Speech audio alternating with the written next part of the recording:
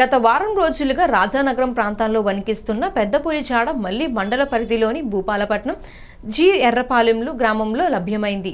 భూపాలపట్నంలో ఒక ఆవుపై దాడి చేసి చంపడంతో ఆ ప్రాంతాన్ని ఎమ్మెల్యే బత్తుల బలరామకృష్ణ అధికారులతో కలిసి పరిశీలించారు. జి ఎర్రపాలెం గ్రామ పరిధిలోని పామాయిల్ తోటల్లో పులి పాదముద్రలు గుర్తించినట్లు అధికారులు నిర్ధారించారు.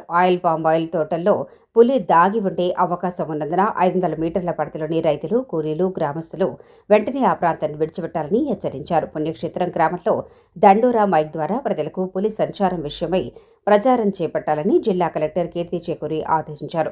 రెవెన్యూ పోలీసు అధికార యంత్రాంగాన్ని అప్రమత్తం చేసిన కలెక్టర్ పులిని త్వరగా బంధించేందుకు చర్యలు తీసుకోవాలని సూచించారు. ఎమ్మెల్యే బత్తుల బలరామకృష్ణ మాట్లాడుతూ ప్రజలు చాలా జాగ్రత్తగా ఉండాలని, ఒంటరిగా పొలాలు, తోటల్లోకి వెళ్లవద్దని సూచించారు. పులికి సంబంధించిన సమాచారాన్ని సోషల్ మీడియా ద్వారా పంచుకోవద్దని అధికారుల దృష్టికి తీసుకుని రావాలని కోరారు.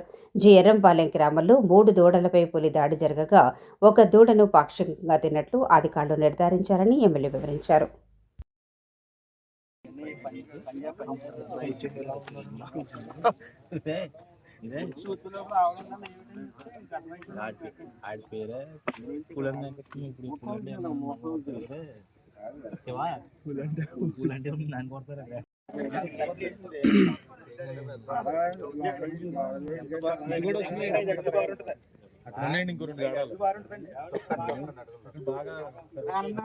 బాబు ఎక్కడ